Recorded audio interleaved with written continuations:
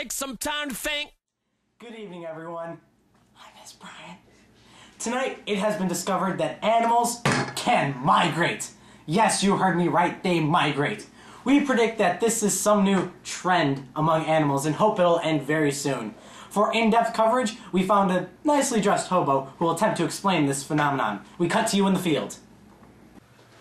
Thanks, Bob. Now, I am here to explain why these animals seem it's alright to migrate whenever they feel like it. Well, it might not be by coincidence. For example, there are several types of migrations. Seasonal, which is when the seasons change. Summer to fall, fall to winter, winter to spring. Eruptive, where it does not follow any sort of plan whatsoever. So, spontaneously going to Vietnam, Now, there's complete and partial migration. Complete is where the whole group goes off together, like a flock of geese. Or there's partial, where only a couple of the group wander off to another place. Altitude is where the group moves down from a mountain or from any other high place to a lower one, or vice versa, lower to higher ground. Now, there is also removal, where the food supply is low or the environmental surroundings around have grown inhospitable. To give an example, I have 4 brave volunteers to show us how this all works. Seasonal!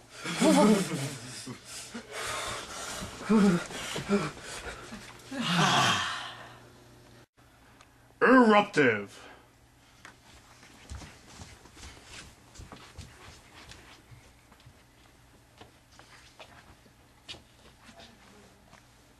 Complete. Migrate!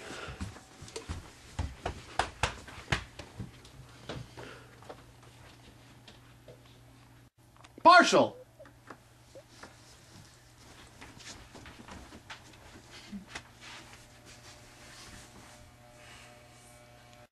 Altitude.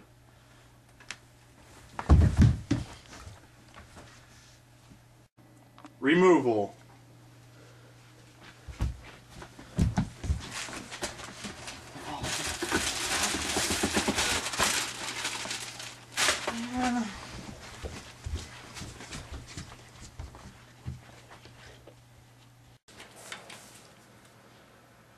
Well, you have a general knowledge on migration.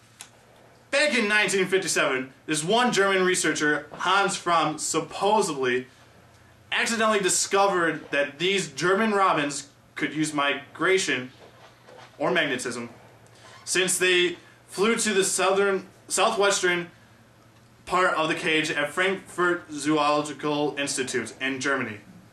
He said it was definitely possible due to the cage being shuttered and the time of year. There are several different ways to migrate among scientists, which include the sun, different places where the sun is located, landmarks, big hill, rock, mountain, tree, moon and stars, the Big Dipper, scent, bacon, weather, it's snowing, it's raining, there's sleet on the ground, there's a person, and a magnetic field, which we have been covering, I hope. Nobody was taking the magnetic field study or theory seriously until 1972, when data on honeybees was being collected. Birds have been the main study for animal migration in recent years. A couple of years ago, at the University of Oldenburg in Germany, they have completed tests where they're trying to determine whether or not animals really use magnetism or not.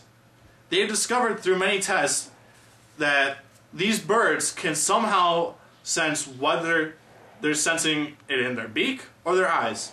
So far they believe it's in their eyes. Now there are other animals in which that studies have been conducted in order to find out if they use magnetism or not. The University of North Carolina says that loggerhead turtles navigate by reading the intensity and inclination of Earth's magnetic field. Intensity. The strength of the magnetic field. It's weaker at the equator. Inclination, the angle where the field lines intersect the Earth's surface. It is almost zero at the equator, but steeper at the poles.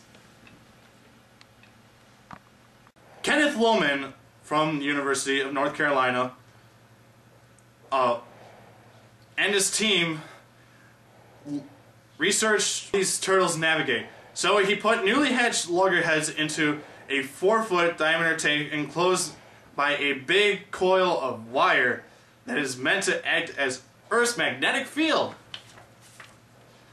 They increased the magnetic field to see if the loggerheads would realize that this was a place where they veer off into a certain direction. Guess what? They did. How surprising. Lohman said that this study shows that animals can collect positional and directional information from the magnetic field. Positional. I'm nearing Mexico. I'm going to have some tacos. Then I'm heading east to Disney World.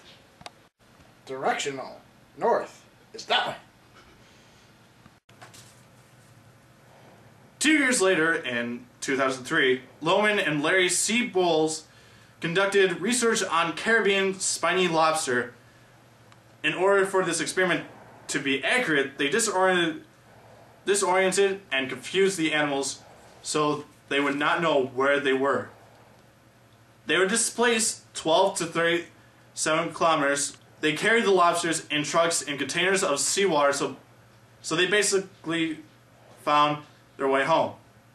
Just like Nemo. Yes, Nemo from Finding Nemo.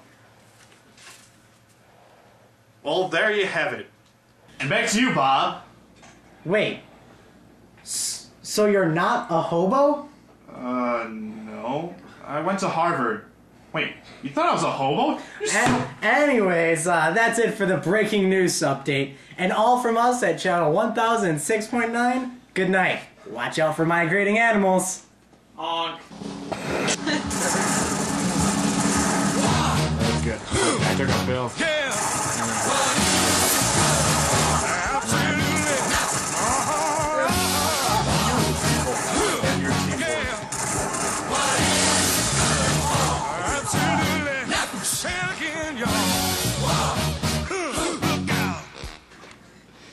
What you don't know is right now I'm not wearing any pants. Is